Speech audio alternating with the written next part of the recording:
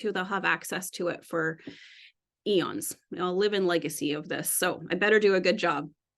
I just got off the phone with my mom, who is a dog expert, and I told her what I was doing. And she said, oh, yeah, I read all about what you're doing with Border Collies.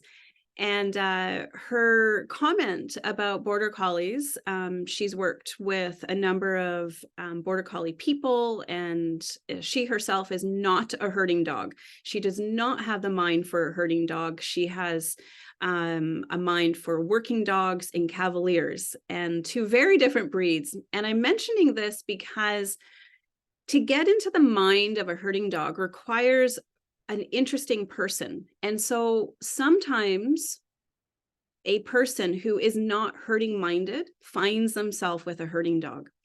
And I mention this because two things. One, I happen to have a herding dog mind. Two parts, I'm experienced with herding dogs to a certain degree. I do not do herding. I don't work with sheep. I have herding dog experience from a behavior perspective. So if it's a herding dog and they have a brain, that's where I fit in. But then there's this really interesting personal place that if we are attuned to a herding dog sensitivity, we start to see a difference in this isn't a problem, this is natural. And that's where I'm going to take us through a lot of our talk today. I had originally wanted to present this in a very formal educational way with slideshows, and we would get quite technical. I also had plans of doing quite a bit of demo with my herding dog, but I've decided against both of those, and I'll explain why. One, I don't want this to be academic. I want you to take away one thing and understand that your dog's behavior is natural and it is not aggressive behavior. And so by us being able to understand where is this behavior coming from, you are going to be given some skills and tools to manage this. But the very first place we need to start is actually our mindset. And then we're going to work with your dog's mindset. And it all becomes a lot easier.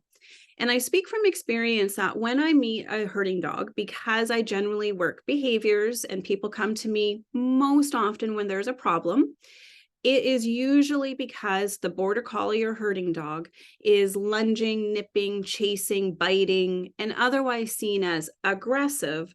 And I come in to intervene. So when we take a look at the Border Collie brain, one thing that we see is that this dog has evolved over many years. And the really cool thing about the Border Collie particularly, and in herding dogs that are handler focused, and I'm going to explain the difference between the two. So there is a forward focus type of herding dog, and there is a handler focused herding dog. So this is particularly an opportunity for us to talk about the Border Collie, but really this is the herding dog who is handler focused. So what that means is that there are herding dogs, forward focus herding dogs, whose job are to manage the perimeter of the field. So they would be acres and acres and acres away from the flock. Those herding dogs may also be dogs who would be transporters, meaning that when flocks were carried to moved to market before trailers and all of that, there would be dogs that would move them, but you would have dogs hanging in the back. So these are more of protective or guard dogs, and they're not livestock guardian dogs. They are still considered herders. So a breed that's coming to mind that would do this would be what's called a Berger Picard. So otherwise a French Shepherd. And in a lot of the European countries, we would see these types of dogs, the country of origin, and just put a shepherd name behind it or whatever language. And those dogs are not owner focused. Those are dogs who are bred to make very independent choices. They are not bred to look to the human for direction. And that poses a different conversation than when we're looking at the Border Collie and or cattle dogs, Australian Shepherds, mini American Shepherds, etc. These breeds are what we would call owner focused. So those dogs work close in and they don't make independent choices. So do you see the difference is you have a dog, a type of herding dog who is very independent. Then we have a dog who we're really focusing on in today's class that is about being owner focused. So that's the good news, is you have with you a dog whose brain has been grown and evolved and selected to be responsive to the human. So what's really cool about those types of dogs, and as a blanket statement, I'm going to refer to our dogs as border collies. Now, this can be a border collie mix, it can be a cattle dog mix, it can be anything. But just for simplicity, further moving forward, I'm going to refer to these dogs as border collies. So the border collie is the dog who is wired to read you. That's the good news. So rest assured, your dog is seeking information from you. Your dog is seeking guidance and quote unquote leadership. Now we're going to talk about what that looks like a little later on. But you are a part of the border collie's relationship and function. That's really good news. Makes our job so much easier. The not so good news is because they're taking so much information from you, it's often misunderstood.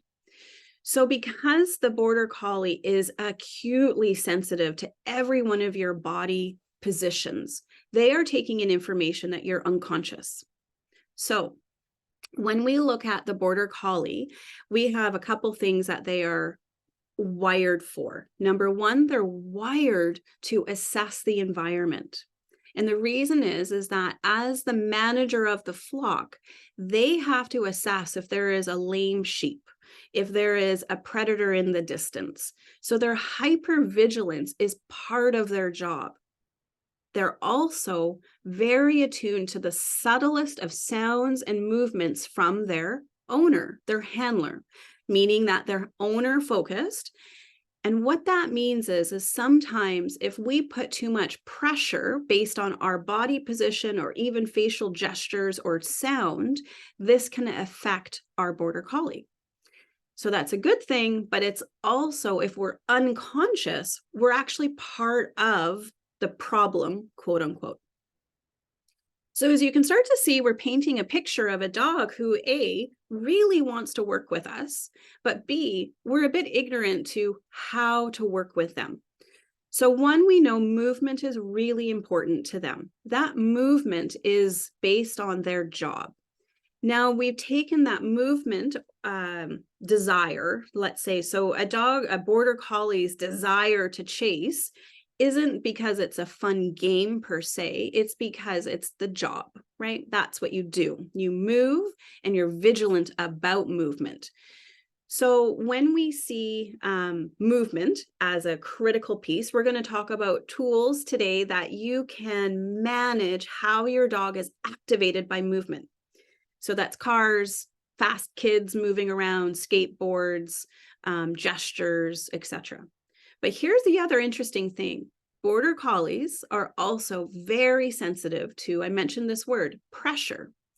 So pressure is how we move a border collie. And this is advanced. So it's not often spoken about because generally pressure is something that the advanced handlers learn. But I want to bring it into the everyday language because this is our unconscious communication. So we're going to talk about two things: how we manage movement and how we manage pressure. And it's so subtle. It can be from the way that we have our head turned to the position of our shoulder, to the direction of our chest, and even the proximity that we have to our dog. And I'll share this very brief story. I was working with a herding dog recently who showed a very classic herding dog sensitivity to proximity, which meant the closer I got, the more the dog moved. And it had nothing to do with me being intimidating or the dog not liking me. It was that that dog demonstrated a very classic desired trait, actually, is if I need to move my dog further out into the field, I'm going to go towards them and straight at them. So later on, you're going to be learning things like 45-degree angles. You're going to be learning things like how your chest is the predictor of movement.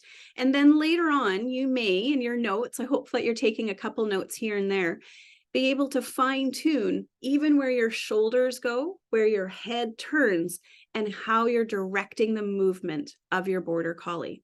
So let's just give a scenario. Some of us are here because their dogs are reactive to stimulus in the environment. So let's just call it what it is: chasing cars, barking and nipping at people, biting at the leash, etc.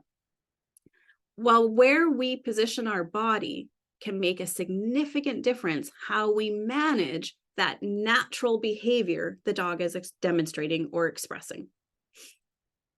So I hope that's interesting to you. That is the focus. Like I said, I shifted gears from being a really technical webinar where we were dealing with neurobiology and getting into some bigger, deeper, geekier concepts to making this much more personal, palpable, and just real life. And I think that in each person's learning style, we obviously are going to learn differently. I'm going to do a lot of talking. And I'm going to follow up today's video with, over the next coming weeks, you're going to have access to me demonstrating some of the games that we're talking about. But it was actually my mom who convinced me not to do live demos. And the reason is my mom is someone who has, how do I describe my mom? So I really can't talk about dogs without acknowledging my mom. Some of you who are here today know me and know my story well, and those of you who are listening later on don't know anything about me. So first of all, my name is Jessica Beck, and I come from a family of dog trainers. And so when I speak about my mom, I owe everything that I have learned in terms of the root foundation, my interest and passion for dogs, from my mom. And she has been in dogs professionally for about 50 years. She's world renowned as a dog expert.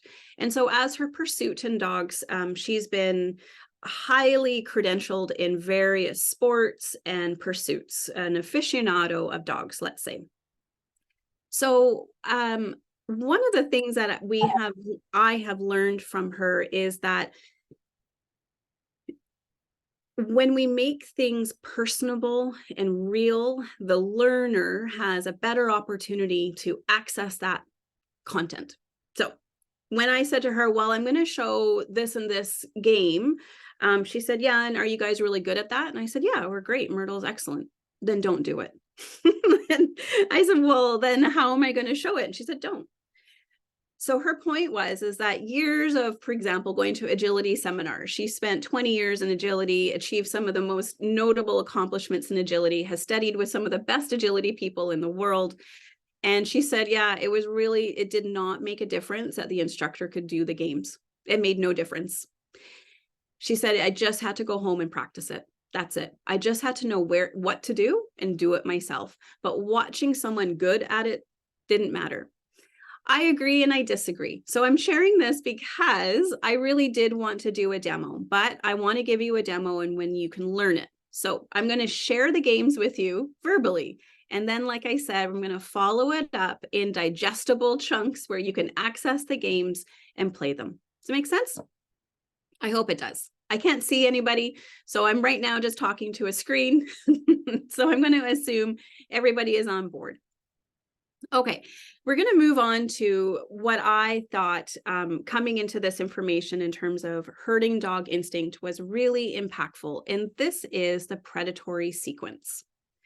If you haven't heard about the predatory sequence, I highly encourage you to do some extra reading on this. So make a note, predatory sequence. Sometimes it's called the predation sequence. It's all the same. And what the predation sequence is outlining is how our dog hunts. And this is very relevant in us understanding how our Border Collie is wired to assess the environment and what they're doing. So if you have a Border Collie, you must be quite familiar with the stalk. And so that stalking position is a desired Border Collie trait. My border collie friends say if you don't have a dog who stalks or chases, you've got a dud. So sometimes that's a desirable trait. We don't want dogs doing that, but that is actually a border collie thing. So when we consider the sequence, I'm going to read it out to you. So first of all, there's orient. This is where our dog uses their eye. And this is really cool about a border collie is old-time farmers will say, if it's got a border collie eye, it's a border collie. Doesn't matter what they look like, but if they've got the eye, so it's basically like the stink eye, they've got an eye that can intimidate a sheep. And the thing about sheep and or cattle is that their look has to be menacing and intimidating enough for that sheep to say, oh, you mean business. As opposed to the wide-eyed spaniel with the soft sloping ears and the big eyes. Do you think an animal is going to be very intimidated by that? So we see right away in the predatory sequence, the border collie has been bred and evolved to master the very first one, the orient. So orient is also how the dog is now assessing their potential prey, which could be anything from an actual small animal or a big animal to a moving toy. The dog becomes focused on this object.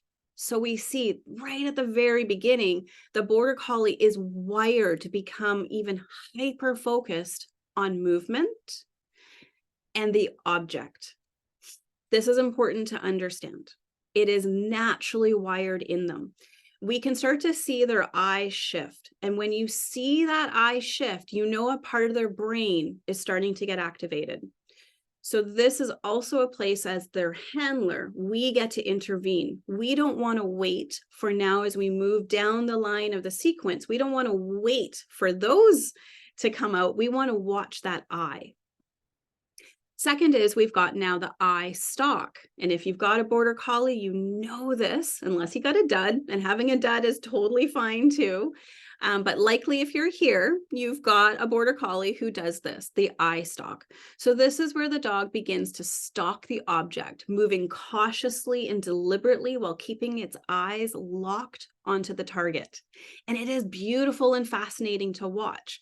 As long as it doesn't get to the next stage, that dog creeping along is beautiful. It really is beautiful. This is history in front of your eyes. This is hundreds and hundreds of years and dogs working fields and fields of sheep right at the end of your leash.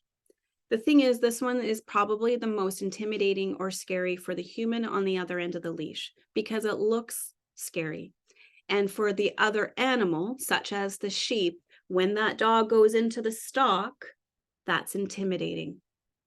So now when your border collie is in the second stage of the sequence, the predatory sequence, this is using pressure. So they started with their eye, and now they've moved into the position of their body. Yeah. So now the third, this is where usually the owner has clued in something has happened. Can you guess what the third one is? If you guessed chase, you are right. So chase is the next part of that sequence. So some of us have experienced it. Now our dog spotted it, stalked, and they're off. So chase, if the dog catches up to the object, pardon me, if we'll get to the grab bite scenario, once close enough, or if the object moves, that initiates a chase. So this is really cool. It's all cool. You have to put a 5 cents into a jar, a nickel into a jar every time I say this is cool, because to me, border collies are the coolest dogs out there. They're also the most complicated, challenging, and sometimes, I'll be honest, frustrating. But when we look at it from a historical and a brain level, wow, it is really, really fascinating. So now that chase. So they've gone through this natural instinct of orient, eye stalk, and chase, but something has to move in order for this initiation. This is often the most exhilarating part of the sequence for the dog. So if you were to look at the brain, all kinds of chemicals are starting to release. It looks like the best cocktail you could order up at the bar. There's everything going off. And if you were to think of the brain during chase, it is big and bright, and it's desirable, right? If something feels really good, we're going to go more towards that. So I'm going to catch up with you guys here. If your dog can practice this, they will seek it out. So does that mean that when you have your dog off leash walking in the fields and they can chase a bunny, a squirrel, a deer, they can chase around in the backyard, they're going to seek that when a car comes by or a kid on a skateboard or a bike. They're going to access that. So your number one tool today is, first of all, we're changing our own mindset, right? We're starting to look at our dog differently. This isn't aggression. This is history. This is a brain. But if your dog can practice, particularly the chase, they will seek it. The brain will seek it. It's not like your dog is writing in their journal the night before, I hope I can chase tomorrow. It's just opportunistic. So when that opportunity presents itself and it feels really good, the brain is big and bright, they will seek it. And it doesn't matter what you do, everything will override it. Yeah. So what we want to do is minimize how much our dog is accessing that big, bright chase. So really cool is it isn't always the obvious games of chase, such as chasing the deer, the squirrel, etc. Sometimes it's how we're doing a really common game. Can you think of what that game might be? A ball. So border collies and balls fetch. This is a controversial subject. I'm not taking a stance on it. I am giving you information and you get to decide if chase is the right game for your dog or not. You get to decide, is this high arousal event helping my dog or is it hindering it? If you decide this is a good game for my dog, it's a great outlet, and the brain is responding positively, they don't chase after kids and bikes and cars, and you don't have a problem with chase, awesome. If you do, and you also spend hours a day with the chuck it, you need to make that connection. How is the brain responding to movement and chase? You are essentially creating your own problem in a high arousal event. So if you were walking a forest path trail every day, that trail gets really worn. It's very obvious.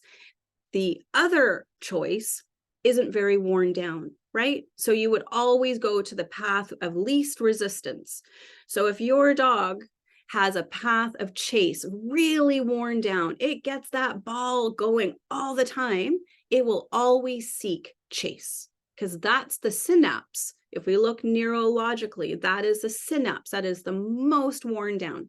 So again, you get to decide, can my dog handle high arousal chase? If they can, it's when you can actually interact with them. So if you can throw chase and your dog is willing to stop, awesome, meaning that they didn't become hyper-focused, vigilant, or obsessed about the ball, probably okay for them. It means that your dog isn't overstimulated by cars, kids on bikes, etc. If they are, again, you are looking at creating more of that sequence, more of it. Because remember, that's the most exhilarating part of this sequence, okay? So now we move into the next, and border collies are bred to stop at this point.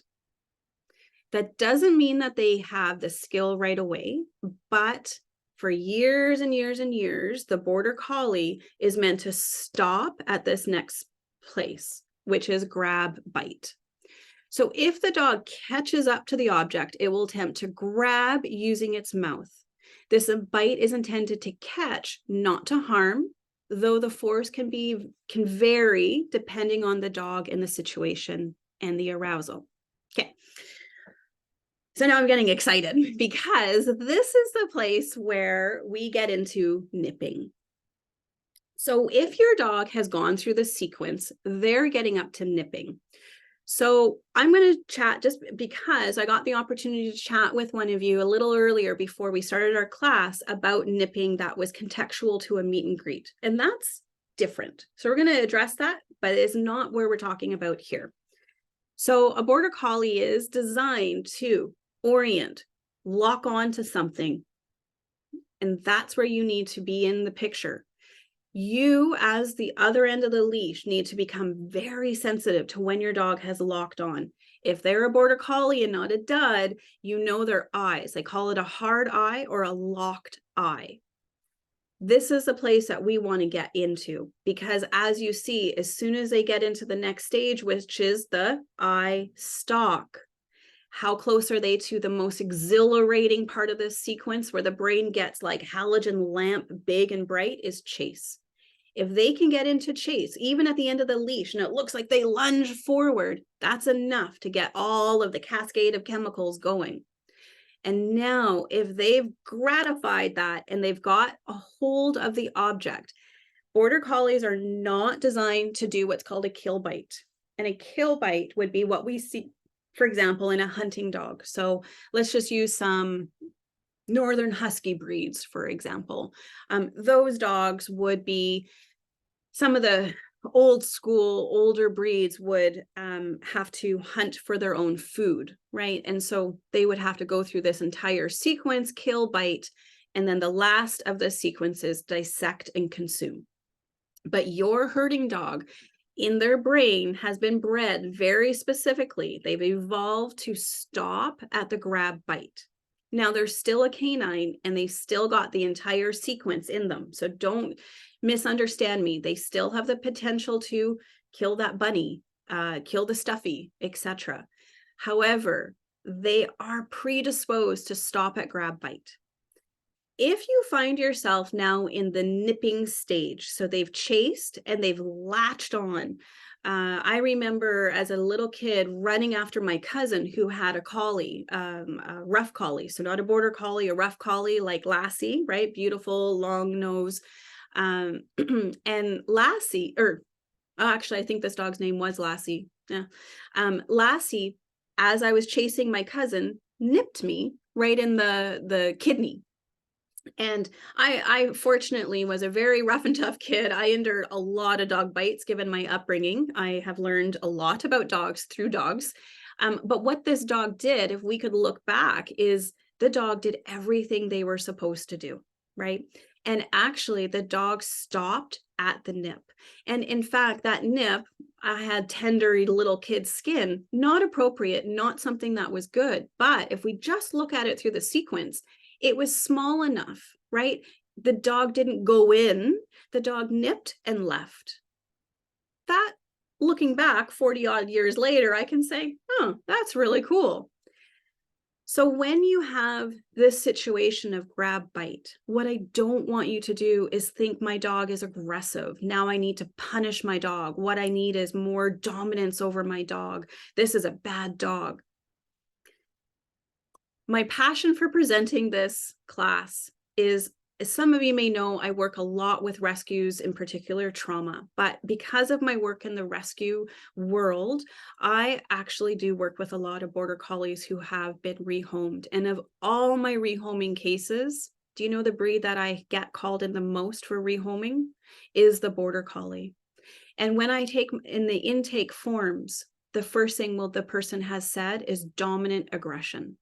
And it couldn't be further from the case. But by that point, the dog had bit the kid or is chasing the cat and the family can't handle it, or no one can walk the dog because it's chasing cars and it's just a whole mess.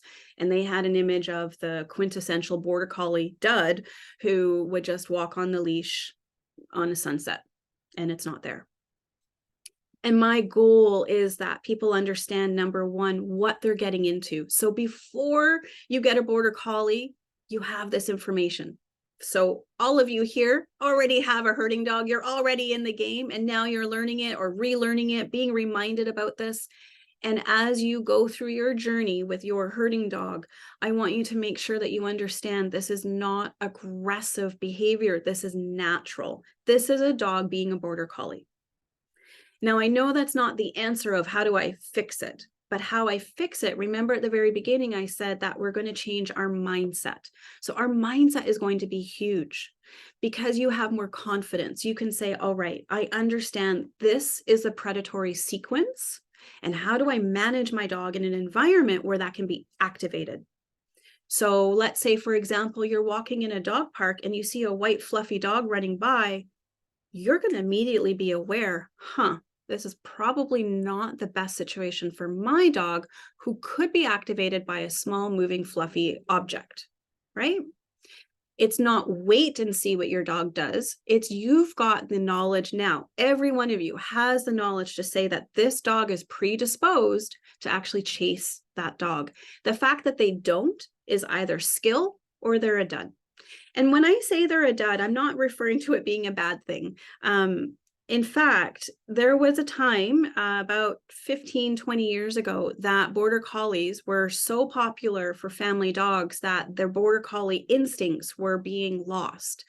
And some very well-known border collie breeders started to add in a terrier breed, an Airedale, for a variety of reasons. But there was now a generations that came back to that prey drive. So this very sequence. So this is important information to understand that border collie is the breed is desired to have this sequence. Okay, so to move through this, you're probably really good now. You can recite forwards and backwards the predatory sequence: orient, eye stalk, chase, grab, bite. The last two are kill, bite. In a full sequence, this would be the bite that kills the prey.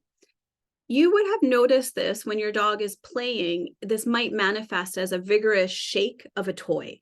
I have a Cavalier King Charles Spaniel, the sweetest of sweet dogs, who immediately goes into the kill bite and shakes.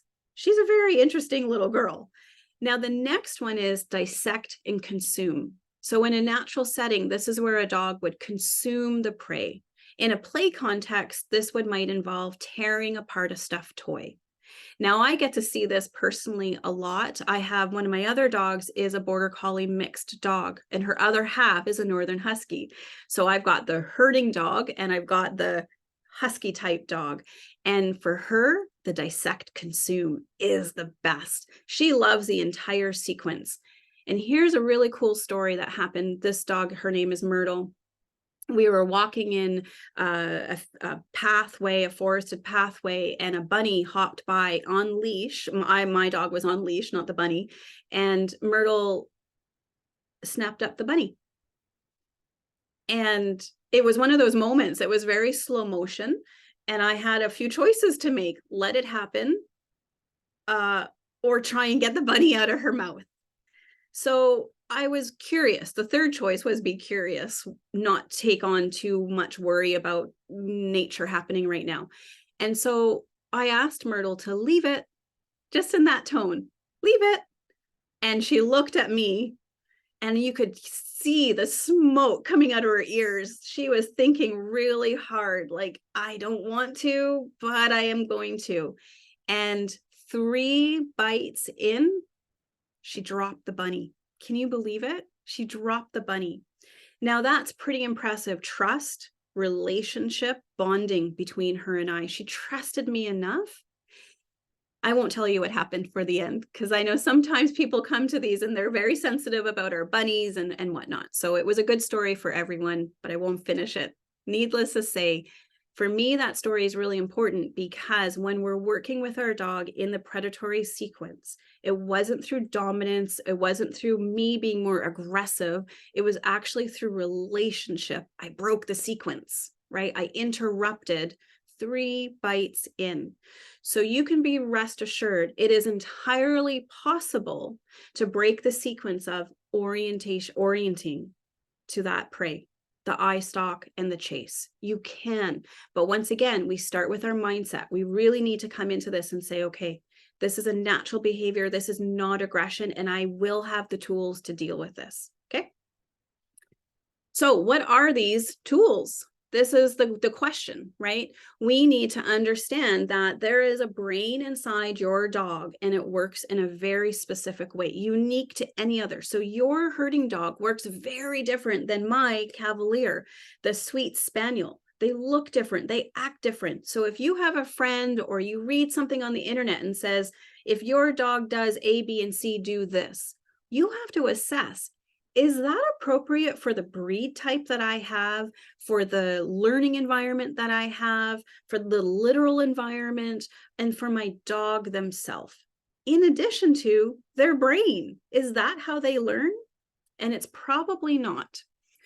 So when we start looking at implementing strategies, this is the most effective. Mindset, yes. And the second one is utilizing calm. So in research, they have used border collies a lot, actually. One reason is because they're the most adaptable to being in an MRI machine. Pretty cool. So over the last, now it's been about 15 years, canine research, specific canine behavior science research has exploded. Two reasons why. There is so much disinformation out there, thanks to some particularly very famous people are spreading a lot of unscientific methods. And unfortunately, dogs like border collies land into these methods and other breeds and homes, etc. And so in the proper behavior science environments, there has been tons of money being put into this. So it means that scientists can afford to put a dog into an MRI machine. In addition to getting access to dogs who are willing to stay still for up to 20 minutes in MRI. If you've ever been in an MRI, it is intimidating. It's a thumping, loud sound. So with this research of a dog's brain, literally in an MRI machine, we have a lot more information than has ever been possible. And one of the main things that we see is in behavior is a dog's, the least reactive dog is based on a baseline called neutrality. So what we're actually looking for in behavior is a dog who is neutral. So neutral means unresponsive or non-responsive to the environment. So a car goes by, they're non-responsive.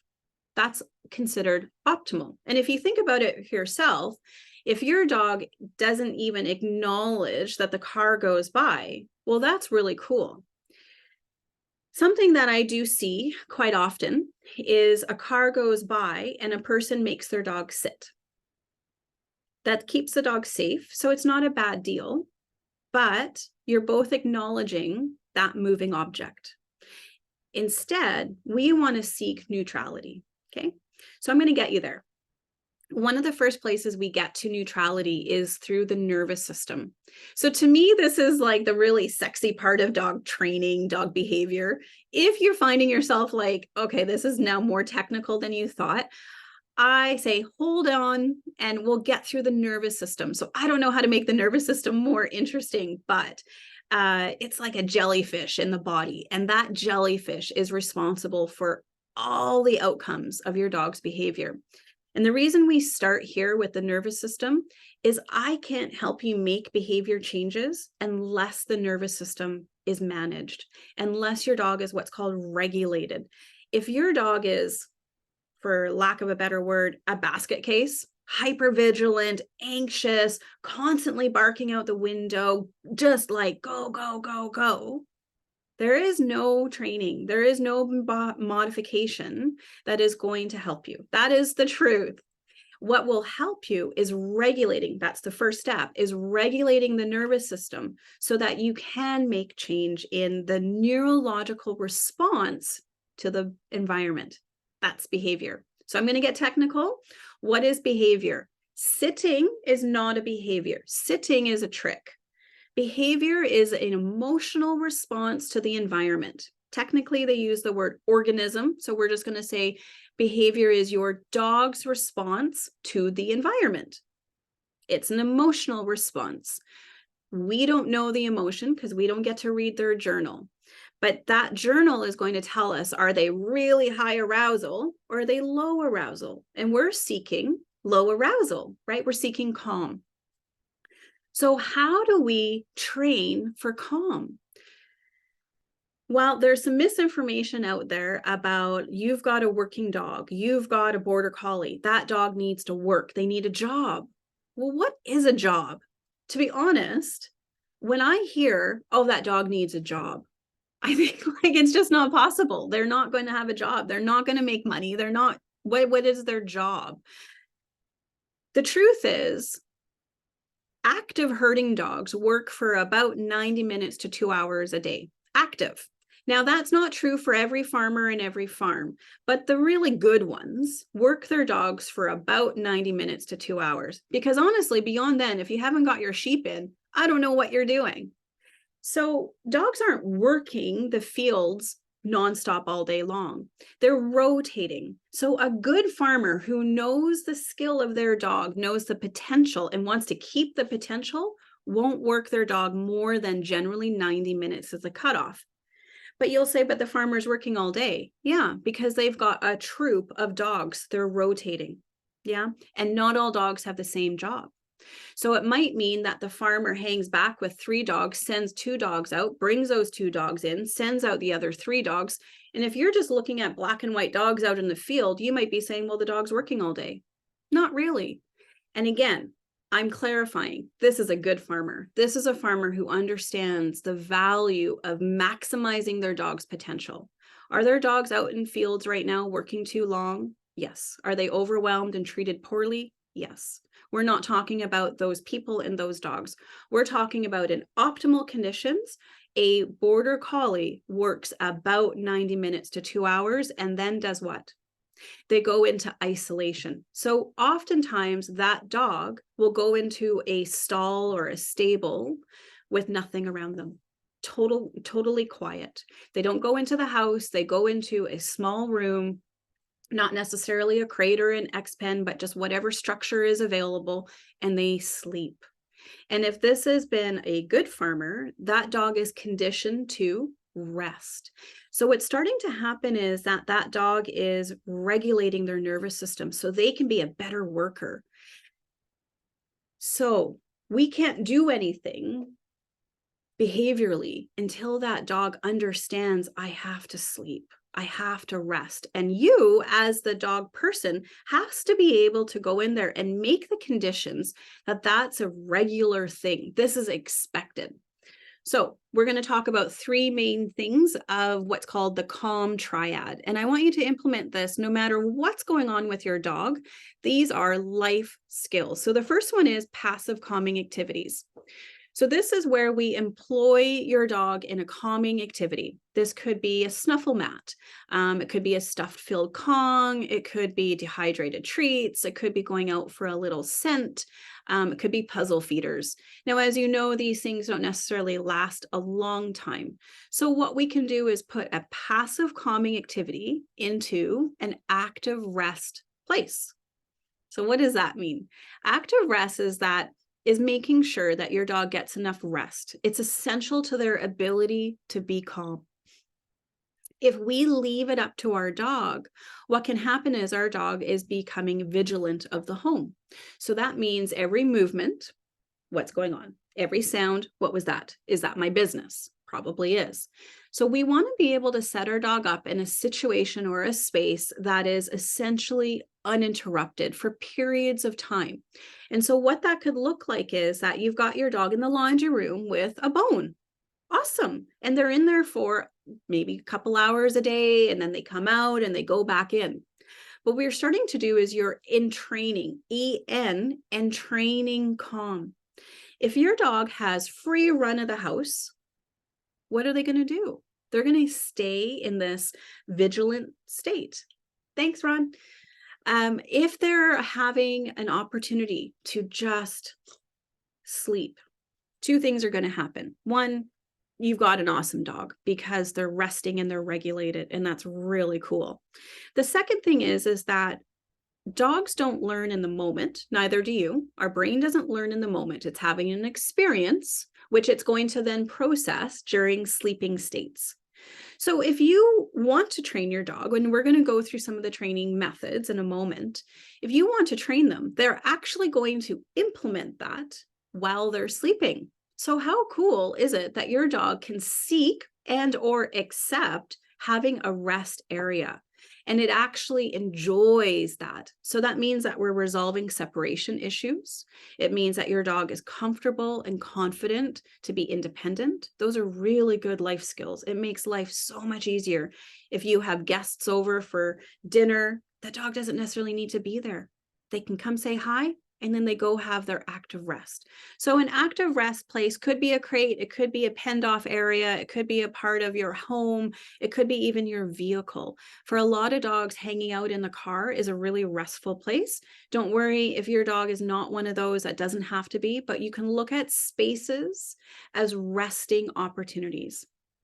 Now, the third part of this calmness protocol or triad is the reward nothing game.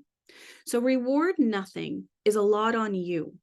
This is probably the easiest, the most rewarding for everybody, but it means that you've got to be aware of these things. Like, you're not turning off, you're turning on to when your dog shows signs of calm. So you're going to pick moments when your dog is naturally calm, catch them when they're doing what you want, such as like a sigh, a lay down, a chin rest, and you're going to reward that. So success with this game only comes when you embrace this inner ninja. So an inner ninja is, if you deliver your dog a treat just when they start to rest and they're like, whoa, game on, what are we doing? Well, we've sort of not done the right thing, right? We've gotten their dog excited when we were trying to make them calm. So the inner ninja is the most difficult part of this game. It means that we need to deliver the reward in such a calm, secret way that it doesn't arouse them. And so that's what we mean by your inner ninja. You're going to calmly pick up a piece of your dog's food, calmly walk to where they are, and calmly place it down on the bed, and then walk away. You're going to be as ninja as you possibly can be. So you're going to work out for you what this looks like. It can be hard. For example, if my really gritty, excitable spaniel heard me open the treat jar, she'd be a party town. So I have to be very strategic, meaning that there's an open jar of treats. It means that I am very secretive when I deliver it, even like she is actually sleeping and I just drop it on the spot where she is and she wakes up and there's a treat. That's another option. So reward nothing. The question I get with this one is, how often? Well, like a few times. It doesn't mean that we're just like watching our dog the whole time. It means we are mindful. Oh, that was pretty cool. Or, you know what it could be for dogs who get a little bit too jazzed about food? So remember I mentioned that there's two parts of dogs, one that are very independent, right? They're forward focused, and other dogs who are owner or handler focused. Well, those dogs pay a lot of attention to our face. And well, all dogs do, but particularly handler focused dogs are reading all kinds of things. And so your facial gestures mean a lot to your dog, especially when you deliver a treat and you smile or you lift your eyes. So you can take away the treat, but deliver it here. Good job. Nice. And that's good, right? That was a very positive exchange. Do more of that. Oh, cool. Yeah, nice. Oh, cool. And you start reading your dog. What can they accept? So this is the foundation. We really want to get this set, that you've got a calm protocol.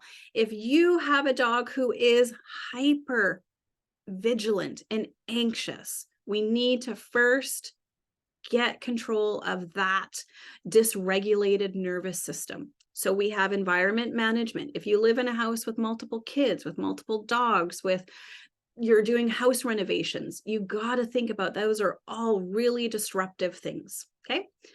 There is a supplement that you can use to help. I really like a product called Calm Canine, and this is something that works on multiple levels, the gut and brain, and this can really assist a dog who struggles with being hyper-vigilant, noise sensitive, hyper movement sensitive, beyond just the natural border collie. This is a dog who is like over the top. What just happened? What just happened? Where is that? Where? In excessive behaviors. We can see supplements really having a help. So again, that's Calm Canine, and I will post in our Facebook group links to that, which is also where some of our game demos will come.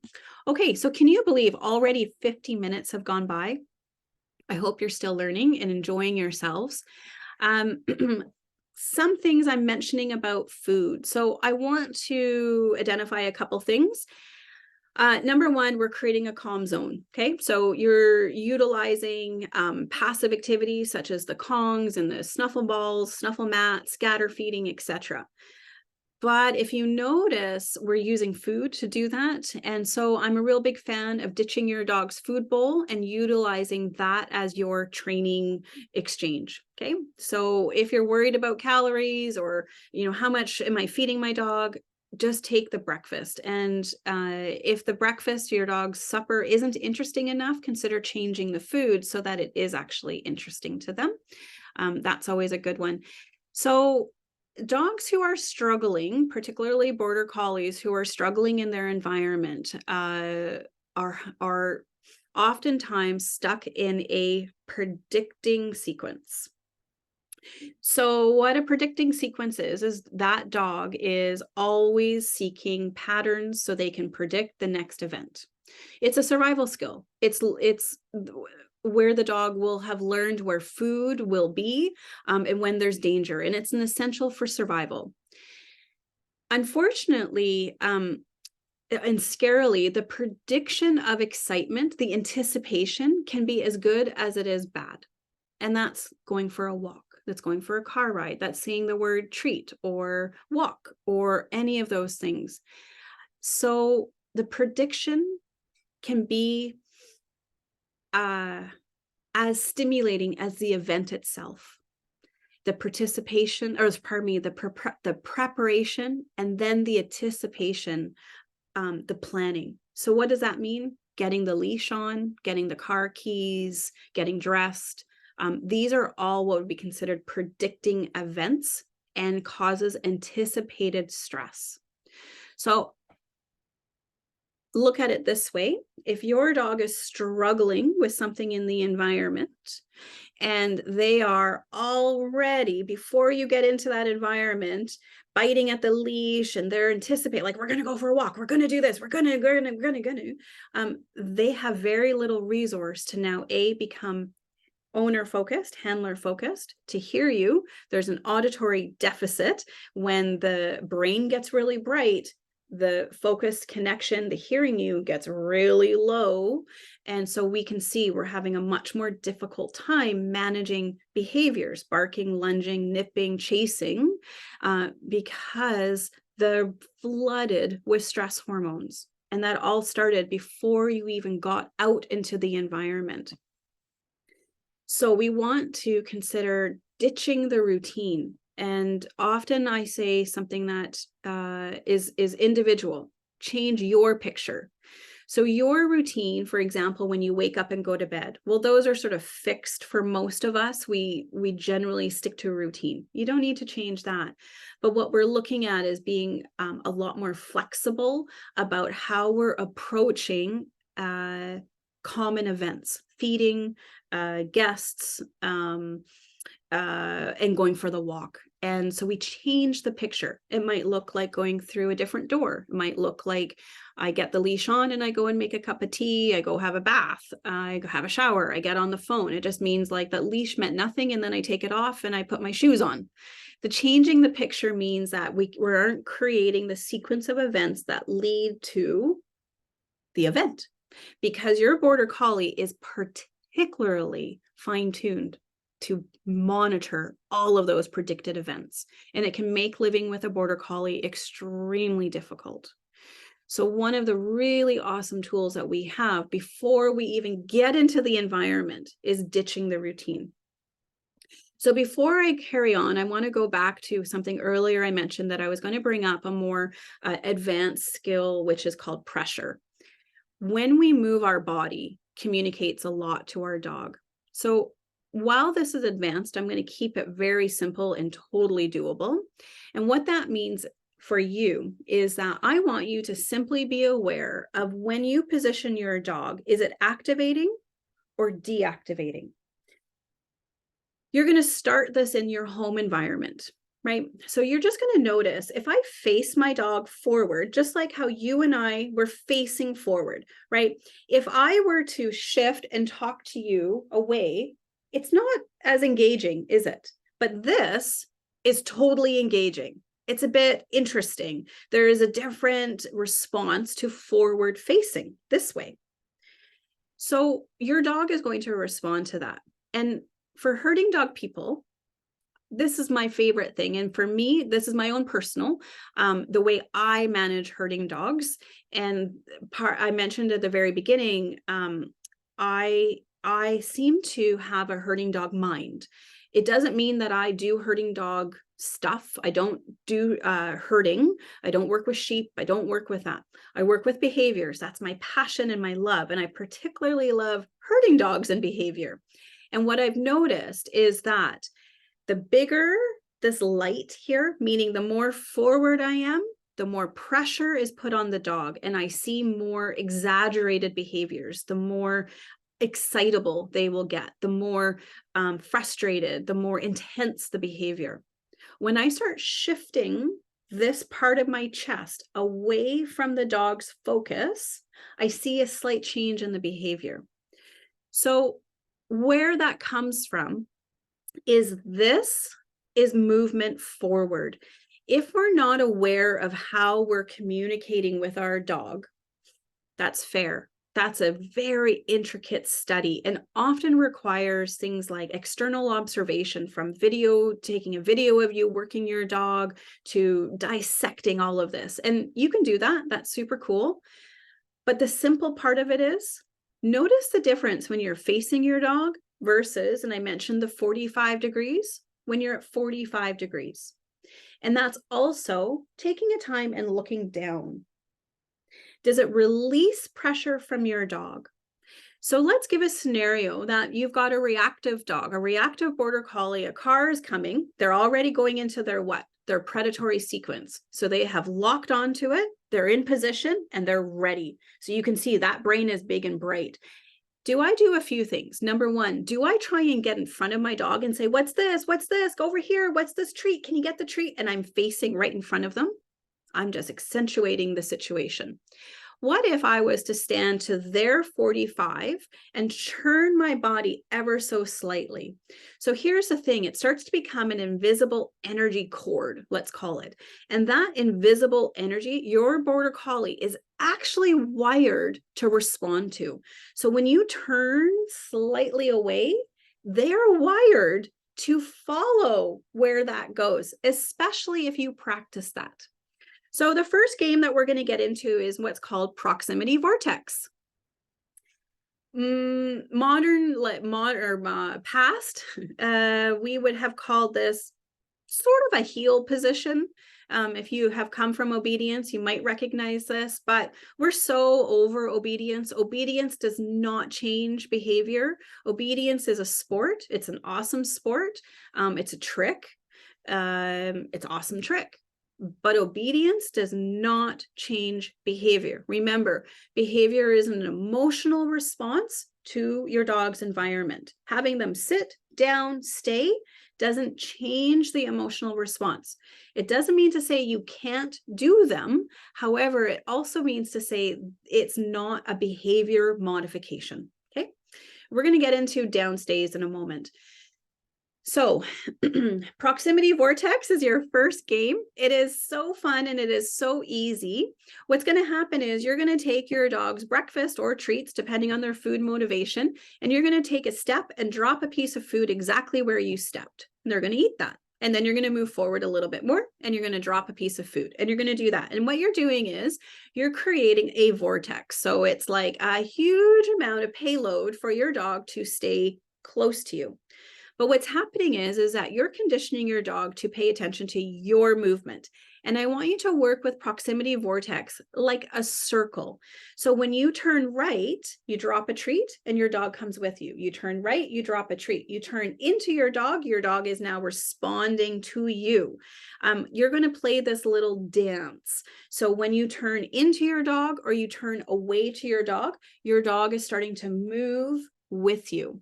You're going to be able to get your dog out of a lot of situations by being able to condition your movement is really vital information for them.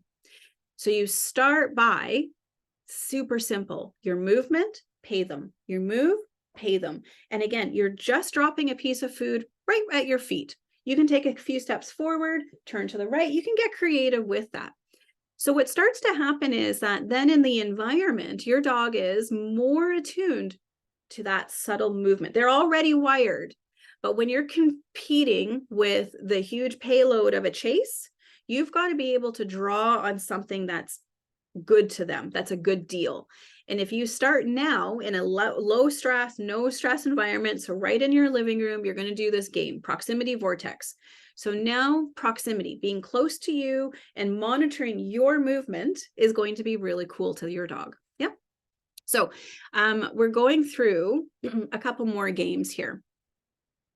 So one of the things that we mentioned is that your Border Collie is wired to monitor the environment, to notice any kind of change. So if you have a Border Collie, a very classic Border Collie, you will have probably experienced that if you've moved furniture, your dog is not all too happy about it and may even refuse to go into the room or just stare at the spot that the chair used to be in. And this is because two things. I mentioned it earlier. Your dog is wired to predict change, threat, injury, something that they need to manage or monitor. So if we move something, it's new, they're going to notice it and they might be anxious about it. What do I do about this, right? It's out of context. What do they do? So part of helping our dog deal with hyper-vigilance is encouraging novelty as a skill. And that means that when things are new, your dog can handle it. So another game that I'm going to invite you to play is a two-part. One is called Noise Box. So Noise Box is taking a box and putting in a variety of noise makers. So that could be some cleaned up recycling, such as crinkly plastic or tin cans. You could put popcorn kernels or little, anything. I've put beads into a plastic bottle. And so what starts to happen is you're now going to put some treats into this box and your dog is nestling into the box. That box is making sounds. So you're helping resolve a little bit of noise sensitivity for your dog, but you're also giving them a chance to manage their confidence around new things, because this noise box is always going to change. So let's say over a week, every day for a few minutes, you do noise box, but every day that noise box changes a little bit. So it's not always in the same position and it's not always the same items. So what we're doing is growing what's called novelty awareness. The next game, as part of your novelty skill set to help your dog deal with new things in the environment. So this is, again, reducing the hypervigilance.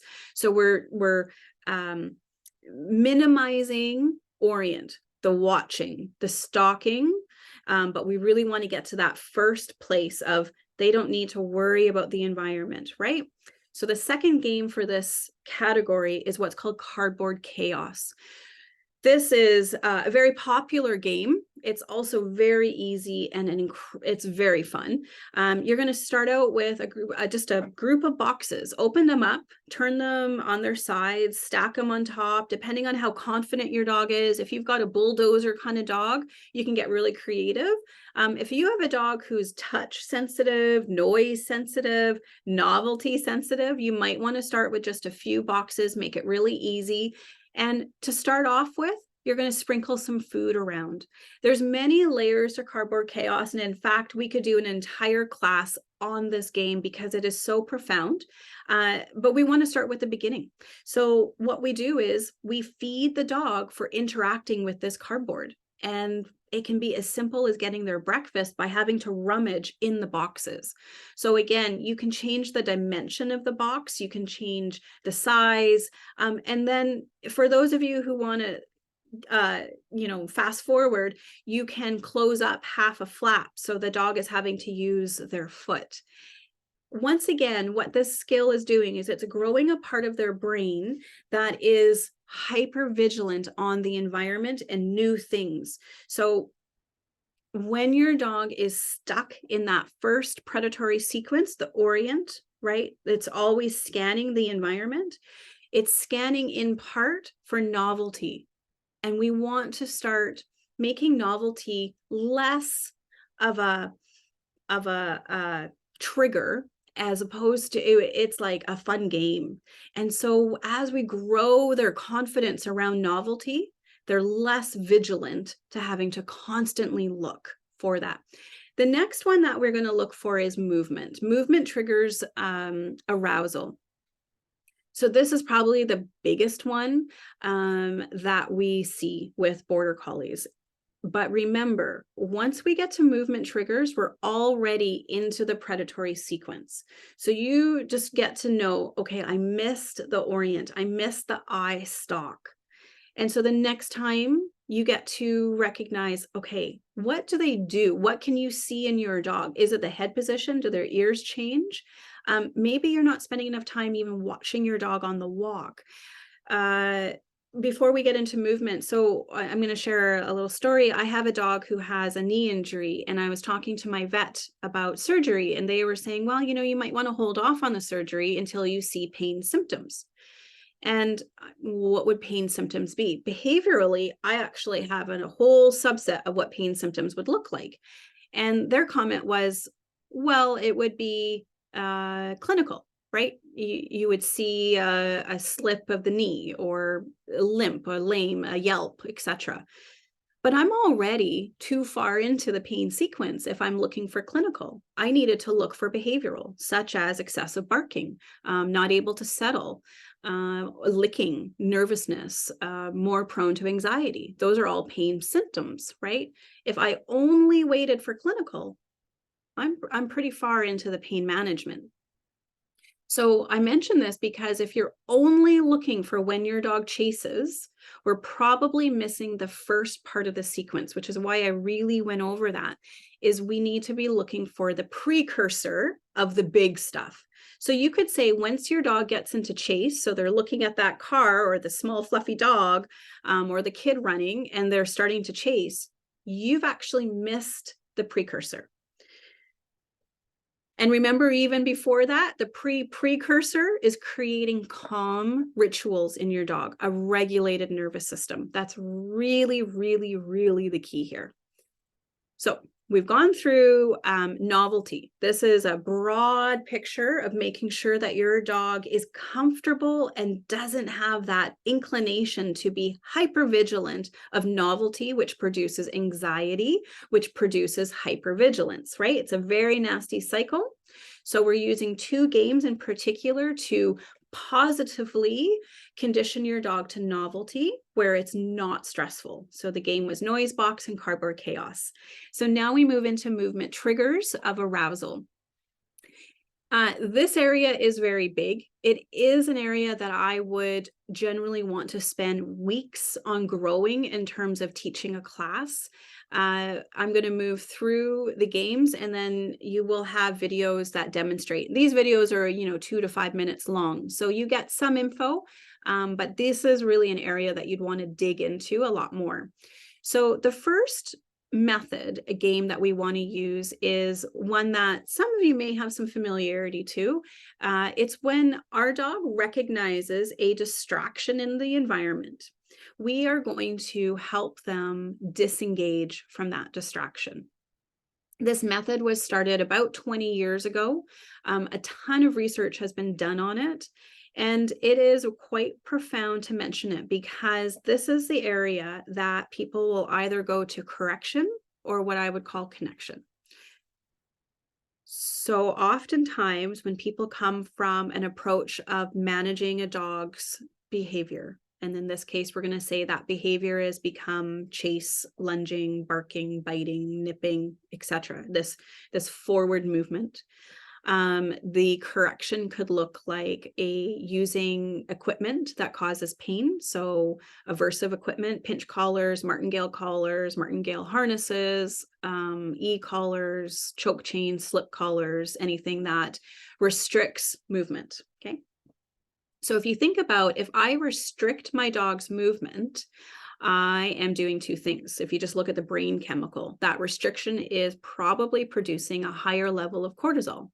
Restriction causes frustration. If you can't move, you could increase anxiety. It doesn't increase positive brain chemicals like endorphins or oxytocin because I feel so loving and connected. So we see aversive methods applied at this moment exasperates the issue. And it can be a short-term solution for a long-term problem that crops up in other areas that we'll see. So commonly, and I see this and I mention it because if this is you and it's what you've done and you're here today, I think that's awesome. And I really encourage you to learn something new, try it out, give it a real good effort and understand if you use a method, what is the background? What's the back end happening behind it? So commonly what happens is my dog barks, let's say commonly, not for me, but in a other person's case. So their dog barks and they're on a choke chain, pinch collar, slip collar, whatever, and there's a pop.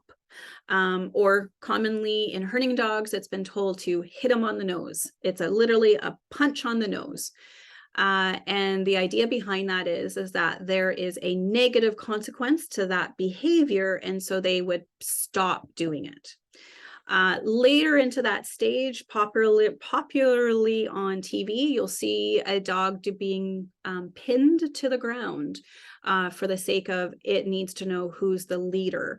You may see also popular on the social media a dog being choked and hung when they are reacting. And oftentimes herding dogs, there's this myth that they need a leader. They need to know who's boss. And if they don't, they will get away with this behavior.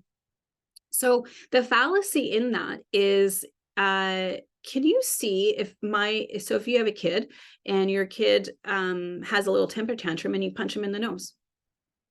We don't do that. We know why we don't do that, and we see the result of that outside of the situation. So maybe the kid doesn't have a temper tantrum anymore at the kitchen table, but they start behaviors outside of that. And it's probably even more aggressive type behaviors. So the human equivalent of correction, we are very aware that doesn't work. And if we apply it to an adult to a kid, we see that it's very similar to adult to a dog. That dog has a functioning less than a toddler. It's been suspected that border collies particularly have the emotional and different categories intellect of a 2 to 3 year old. So that's vocabulary to emotional scope and also consequence. And that's another whole topic. So if I were to apply correction at a point where my dog lunges towards movement and I say, I am not changing the emotional response. What I'm doing is suppressing the emotion, which will only crop up somewhere else. Yeah. So we're going to let that go. And we're going to say, okay, I don't want to do that. That's not cool. But I also don't want my dog causing chaos. And I don't want this movement to be an issue. So what we need to do is change the structure of the brain so that when your dog sees movement, they aren't triggered by it. It's that simple. Yeah. So how do we do that? And we use a game called DMT. And that means distraction, mark, treat. So we're creating what's called a positive conditioned emotional response to movement. You see, if I had this on slides, we would be going into all these technical terms, and we just don't need to do that.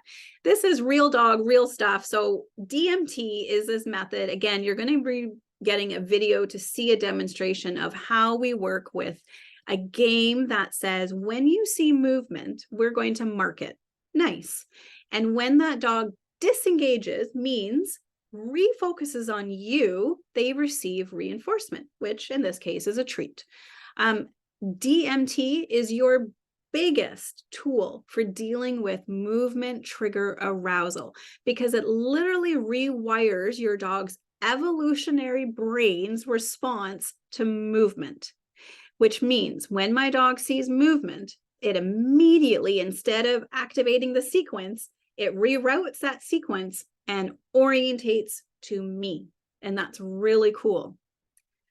I'm going to move on to a very important skill set when managing border collie anything, which is called control yourself when stimulated, or thinking in arousal.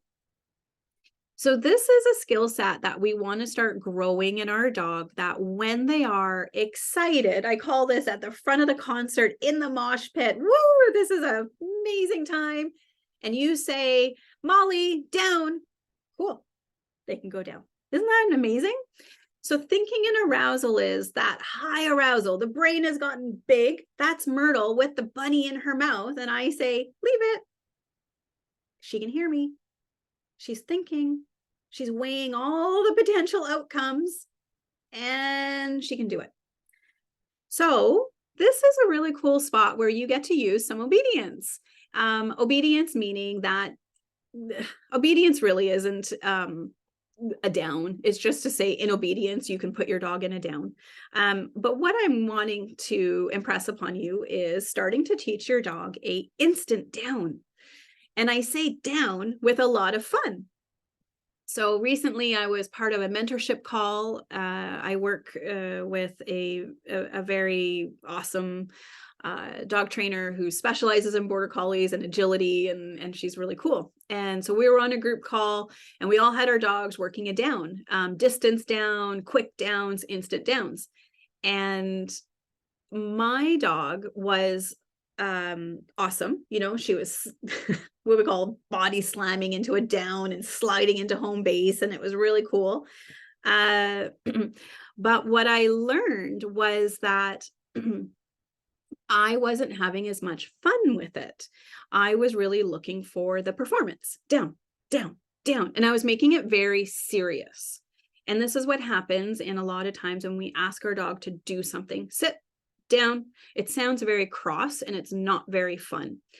This is worth mentioning, because when you want your dog to hear you, meaning that their brain is big and bright, you have got to be fun. The brain can hear fun. Has to do with the pleasure pain parts of the brain. The brain will always seek pleasure over pain. So if pleasure is a reward center, it will seek it out.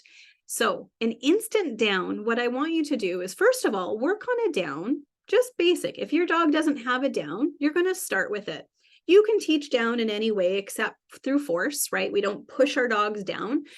We can lure our dog. We can do a variety of things. The internet has lots and lots of methods that are non-force, so force-free. But what I'm going to add to you is that now you're going to make fun a game. And it's like they can't wait to go down. And they've got this huge smile on their face. It's like, wow, yes. And you're going to work that instant down in your living room, in your kitchen, in your bathroom, in your bedroom, then at the front door, then outside the front yard, maybe in the backyard, then in the driveway, then on their street. And then you're going to take that instant down into a bigger environment. Okay. So now it's like you went from a house concert to a folk concert, and then you're taking your dog into the rock concert. Don't expect behavior or an outcome too soon. If you're putting your dog in the situation before they're ready, you're not going to get it. The skill is not there. It's a bad experience, right? Auditory deficit, they can't hear you. You get frustrated. This isn't working. So you start small where they can hear you, and you're going to work on that instant down. That instant down for you also is a check-in. So let's say you're walking with your dog in the field and you see that white fluffy dog or the Jack Russell running by and you think, I don't know if this is going to go well. And you're going to check in with your dog. Can you hear me? You're going to say down, and they drop down. Awesome. And then you're just going to go the other way because you don't need to have that interaction, right? You're going to say there's a distraction in the environment. You're going to mark it. Nice. Other way, none of our business. Okay, so when we go to novelty, I want you to understand that novelty is a significant part of how your dog is wired to assess the environment. And further to that, remember we talked about ditching the routine. So by this point, you should have your own behavior plan. If you've been taking notes, you're going to have a behavior plan that first of all starts with your own mindset. If you came here thinking my dog is aggressive, they bark, they nip, they bite, they do all these things, it's not aggressive. What it is it's wired in behavior. And behavior is what? A response to the environment. So something in the environment has elicited this. Can you control the environment? Sometimes you can, yes. And if that's the case, you can control the environment. So earlier we talked about, one of you mentioned about nipping a stranger, like in a meet and greet, and the dog is nipping. So in that case, we have an anxious behavior. So that is not calm. And in fact, I don't even know if that's anxious. It could be excited, it could be fearful, it could be worried, it could be frustrated. It could be a lot of things. We don't know because we don't get the emotional journal, right? So it's secret, but we can assess that there is definitely not calm behavior. The second part of that is we have to look at, why is my dog jumping up or pulling or demonstrating a excitable, overexpressive behavior? Well, that behavior comes from an emotional place. They are not calm. Is it because there's been a past learning experience that when I meet kids, they maul me, and so now I'm a little bit scared of kids, and when I see them, I do this excessive jumping and nipping and barking because I'm actually not comfortable? That's one. So I can manage that situation by saying, actually, my dog's not ready for this, and we're going to remove her from the situation and keep a distance. So guaranteed, at the right distance on a leash, you're not going to have jumping up, nipping, pulling on the leash even, at the right distance, right? So we have to understand, is this behavior based on past learning, and was that past learning a negative? If that is, we can see excessive behaviors. If the past learning was they loved it so much, but it was overstimulating, we could say that was probably not the best thing because it's overstimulating, right? So too much chocolate cake. I love chocolate cake, but too much of it, I don't want it anymore. So we can push away, say, I don't want something that's good. So again, nipping would be an expression of that predatory sequence. Just like air snapping is a demonstration of A, natural behavior, and B, I'm going to say it's high arousal.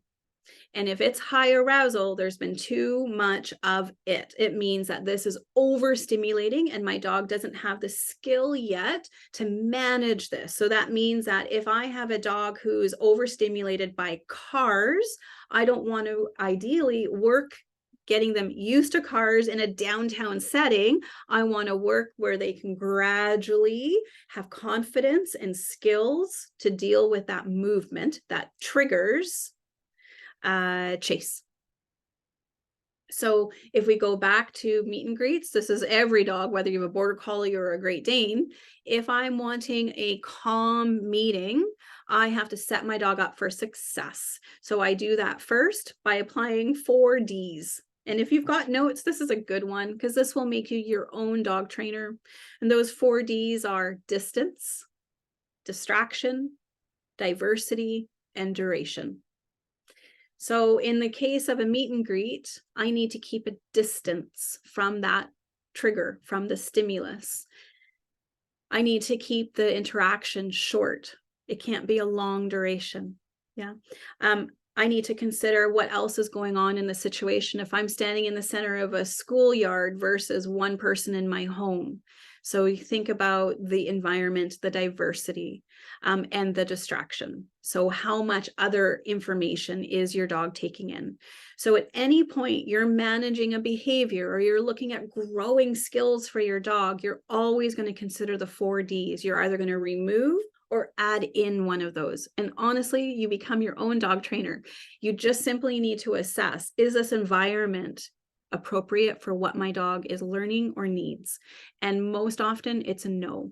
My 19-month-old Cavalier, Phyllis, she is just coming into herself where meeting someone isn't like a mosh pit rock star party.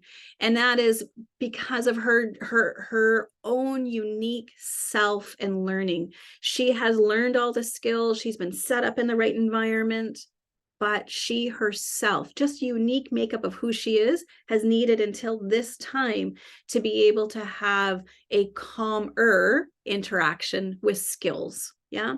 So I always want to set my dog up for success. Well, we have covered a lot, haven't we? I'm going to ask that all of you unmute yourselves. We're going to digest a little bit of this as I break down your behavior plan. So once again, we went through your behavior plan as your own mindset. We've then talked about calm as your absolute foundation.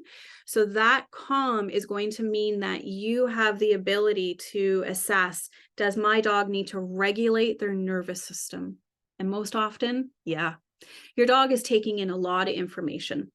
The second part or the third part of your behavior plan is now assessing, can my dog practice behaviors I don't want them to do?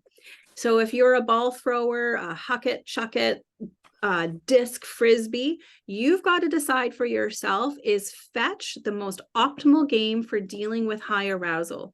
If it is not, you need to manage that. And that's the controversy. If you spend 5 minutes on the internet and say, is fetch good for my dog? You will see multiple different answers. And it all comes down to you and your dog and assessing, can my dog think in arousal? If it cannot think in arousal, you are just recreating the chase sequence. Okay. And that chase sequence gets ingrained into the brain. That's the path. So you get to decide. You also get to decide, if my dog can be off leash and make a lot of decisions on their own, then you're also allowing that predator sequence, right? The very behaviors you don't want. I don't want my dog chasing cars. Well, they can chase dogs on the trail when you can't see them, or they can chase deer. It's likely chase is really important to them. So restricting access to that behavior becomes important unless they can think in arousal. Remember that thinking in arousal.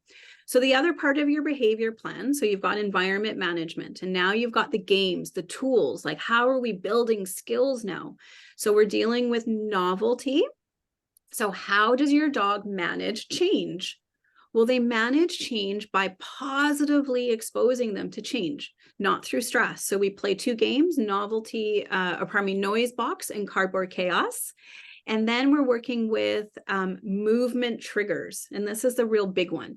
This one, ideally, I would have another class and we would really work on, how does my dog work with movement triggers? But we're working with the game DMT, distraction, mark, treat. In addition to, we are also using proximity vortex. So if you remember, I brought that one early into our talk today. And proximity vortex is where you're dropping the treats. Yeah. Ooh, lots of stuff. Okay, so if you're unmuted and you have a question and it's specific to your dog or a dog that you work with or know, this is a time to ask it.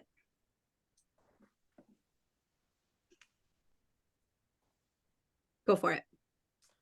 I guess the most, I think, important skill that Sky needs to learn maybe is that, like,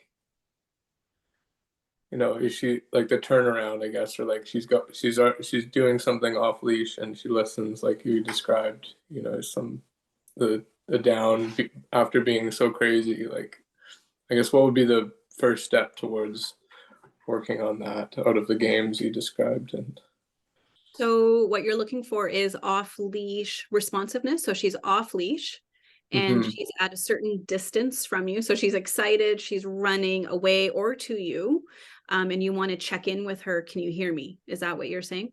Yeah. Yeah. Yeah. So you could absolutely start looking at, can she do a down 10 feet away from you? Can she do it at 30 feet? Can she do it when another dog is passing? Those instant downs become lifesavers. Absolutely. Yeah. So the first thing with Sky, I would consider is that you guys would first work on, for example, when she can predict something exciting, like you're starting to go for the walk, down. Mm-hmm. Yeah, she can hear you. She's practicing being in that high arousal, but it's not exactly, you don't have a risk of it failing. So for example, 10 feet away and you say down, and she says, no, down doesn't become much of a exchange. Down is an option as opposed to you said down, I go down. So in that case, I would start more at the front door, the gate, the driveway before you hit the trail. And then most importantly, what I really like is leash off, game on. So before you take that leash off, and even if you don't generally walk her on a leash, try it out. So that a leash off means down, it means pay attention to me. You might do a little proximity vortex, just practice moving around, give her a little bit of reinforcement with that. So if you go left, does she immediately come with you? Or the leash off and she books it? Then you know you're not getting thinking and arousal. You've got a dog who's now making a lot of independent choices. So she is, instead of being handler focused, owner focused, she is now doing the big range focus. And it's very hard to condition once a dog gets out there. So again, you're going to start small, at home, down, down, and it's super fun. A little bit of proximity vortex. And then once that leash comes off, what happens? Is she willing to play a game? And for border collies particularly, they are much more prone to down than sits. I am not a sit person. My dog's no sit. Actually, Phyllis doesn't. She only does sit for her physio. But if you were to say sit to her, she'd look at you like, I don't know what that means. And the reason is I personally don't find sit to be interesting. But particularly herding dogs are a down dog. That is a position that they are naturally inclined to. The reasoning behind that is a down is part of movement, and it's structurally the dog can move out of a down. So we really like, in herding dogs, we want to see the home base, a slide on their belly. We love that. A sit is like more pressure. A sit stops movement. A border collie is not interested in stopping movement. They're just holding. So if we get a hold, they're much more likely to play the game than sit. So if, for example, you're shifting out of the sit to a down, really focus on that down being like, we move, you're walking down and continue walking down. Less about static, get them moving. Oh, it makes a lot of sense. Yeah, I noticed that too. Like she Yeah, wants to do the down, like the downward dog first, and then totally. yeah. And it becomes like, if they can seek out that down. And the other part of that I'll add for us is that when we're working down, we want the release to be the reward. And so they're waiting for that release. That is fun, as opposed to it's like the teenager coming home to get food and then go out. You know, it's not just to get the treat. It's like, am I going to get released? When are you going to release me? When am I going to get released? And the release, woo, they get to take off. Like, that is super fun, as opposed to down, food. Okay. So do you guys see the difference? Is that how we grow the desire for release is that we create an environment that releasing, like, we make it less about the food incentive and more about the release. We get there through food because for dogs, food is a lot of fun. It's a quick reaction, but what we want to see is that the release of a position is so fun. Cool. Hi, Jess. Hey. The situation I have with Jasper, we're doing agility, and what I've found lately is we, typical course trial. We may be reasonably, not too high a state of arousal at the start, but as soon as we get into the actual trial, he just his state of arousal just increases substantially to the point where he's not hearing me or anything. And it's like he gets into a situation, he wants to do the whole course all at once type of thing. He loses his brains. You what? He loses his brains. Yeah. We call that when the brains are into next week. Yeah. And like one of the things that I'm starting to do is again break say a typical course into segments and just and do the first 3 or 4 obstacles and then call them to a halt, or probably a down is a good situation. You can kind of resettle and then try and do the next ones, and that's about the only thing that I'm aware of right now that may help, but that's a work in progress. So 2 things. First of all, Susan Garrett's quite famous for sharing a story about one of her dogs that it took her, I don't know, 3 years or 3 days, I don't know, but it took her a while to get her dog out of the parking lot into the trial. And I think you can appreciate that is many dogs actually struggle even before we get into the environment, and then once they're in the environment, and then once they're in performance. Right. And so 2 things in terms of games. So one challenge you have is practicing for hearing you, so thinking and arousal in the element that he struggles in the most. So that's like trying to learn to play the piano while in a concert, even if nobody is there.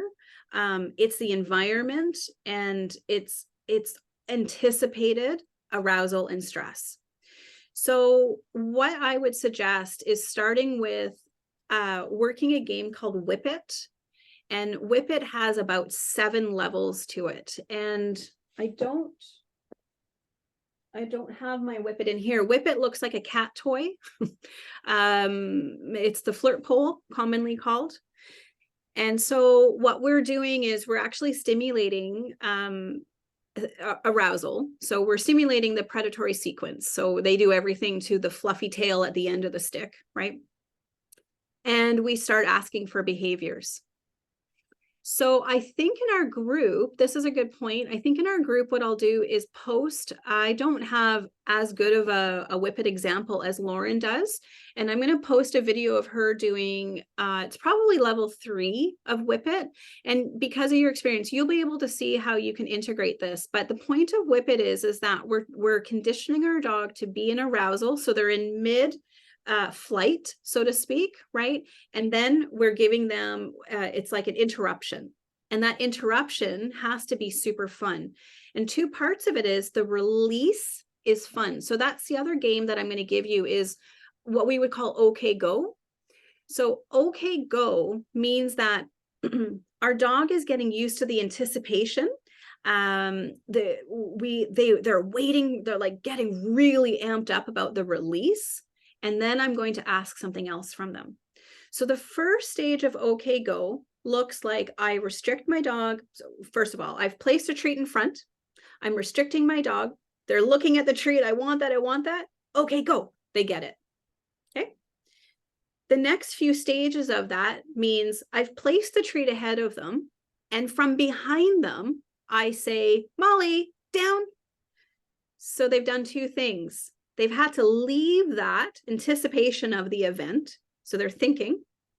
They have to leave it. So disengage, turn to face me, and then perform a behavior that was unexpected. And then they're released. Okay, go. So what that does is we start to really build up the muscle of them being able to think. And OK Go is probably for agility dogs, one of our really beneficial games because we're getting drive. We're not losing drive. And that would be the one thing is for you guys, because you want drive and you want speed, but you also need auditory function. Right. So OK Go and Whip It are these awesome interrupters, but we're still getting drive. And it's the release that we're growing. So for example, where that could go then is when you're working, 2 or 3 pieces of equipment, you're getting releases that are like, okay, what's next? Okay, what's next? As opposed to just blowing through everything. Mm-hmm. Okay. Okay. So Whip It, again, is utilizing the flirt pole and interrupting the sequence of wherever, usually it's now in chase and bite, and interrupting that sequence and later stages, then asking for a down, turn, right, left, here, middle. And then we get to work duration. We get to work diversity. Can they do Whip It in the parking lot? If they can't, you're pretty sure you're not going to get performance in the building. Okay. So you'll have an example. Yeah, I'll do that. I'm really glad you brought that up because Whip It is definitely one of our games for herding dogs. I just didn't have time to include it. And because there's so many levels to Whip It, it's just more time intensive, but the video will give you a good idea of what Whip It is. Mm-hmm. Thank you. Okay. Any other questions? Yeah. Hi, Jessica. I have a quick question for you. Hi, You mentioned during the comm triad, I think with the passive common activities, like put the dog in a different room with a bone. Just when it comes to bones, I've heard so much information on the safety or not safety of bones. And I feel like every pet store I go to has a different opinion. So could you just provide your insight onto if bones are safe for them? And if so, like what kind or how they're prepared? Sure. So I personally would feel comfortable leaving my dog unattended with a marrow bone and an appropriate sized marrow bone. So that for me means that my dog isn't a ravenous biter because canines can get bitten. So if this dog is like bone crazy and they just can't bite gently, then bones may not be the best option and or the type of bone unsupervised. So if I have a moderate bone chewer, I'm okay leaving a marrow bone. Marrow bones are open. There's no pieces that can come out. That's very unlikely they can snap any pieces off. Second to that, utilizing bones, things like tracheas, so consumable small things are possible. But I wouldn't leave bones I wouldn't feed a chicken neck or things like that unsupervised. I unfortunately have had dogs choke and die from various objects or food items like that. So marrow bones, however, I am comfortable with. Second to that, hoofs, like long lasting, right? Hoofs. And then a really popular one, which also poses its own risks, it's just different, is yak cheese. And the good thing about the yak cheese is that you can get these stoppers. And so it's like a silicone stopper, which when the item gets so small, we risk choking, right? And so the stopper just prevents it from getting too far down. So again, and the other part about bones are some dogs just get a little crazy about bones and it elicits all kinds of like, what's in Lord of the Rings? The Gollum? Yeah, it's like it brings out the inner Gollum, mine, and they just go crazy. Some people would call that resource guarding. I call it natural behavior. I don't ever touch a dog in their bone. I'm very respectful of that. It's their space. Even with my very, very bonded, connected dogs, I'm always respectful. I think it builds trust. I never expect that I can just take a bone from my dog, just as an aside. So if they emotionally can handle the bone, meaning like it doesn't make them go crazy wild, And they aren't voracious. Like I'm thinking of a Mastiff and a bone, you know, they could just break it. Really hard jaw. I might be a bit more concerned with like hard bones. But typically like a border collie is just like fast biting. I would say personally, I would feel comfortable given those conditions. Okay, thanks. Yeah, I noticed in the past when we have her bone, she actually eats part of the bone. Is that? Yeah, my dog does too. My border collie dog Myrtle, she chips away at the side of it. And my vet, I was chatting with him recently about, I had noticed a little bit of tar plaque buildup, and he had recommended a bone. And I had commented like, she really chews, and he said, absolutely, that's flossing. So we do like having little bits from his perspective, having those little side shards come out was totally fine. Again, from my experience with like the bad side of it, it's when they're when things can break off like significant chunks, and you have like piggy dogs. In this case, there were Dobermans, and one was a Cavalier, but in the Doberman's case, they just like inhaled, took the whole thing. Marrow bones, you just don't generally get that. So the little bits chewing on the sides hasn't been an issue. Okay, thanks. Okay, guys. Well, I think we are at the end. I can't believe I could go on. This to me is just awesome. It's really exciting. So it will continue on in our Facebook group. Like I mentioned, I'm going to be posting some games and continue on the conversation. So that Facebook group was given in your it's called Kindred Canine Club. And so this is a private group just for people who have taken things from me or interested in things specific to this methodology. So it's a variety of different intersections that come there. And so join that, and that's where all these videos will go, and anything extra pertaining to border collies. And if I am able to present a more seriesed class, I will offer that there. I'll announce it there, and we'll go from there. So thank you everybody for joining, and those who will be joining later. I hope you enjoy this. Maybe you've this is your evening nightcap or your morning breakfast. And it's been wonderful to have you here. And I look forward to seeing everyone. Thank you.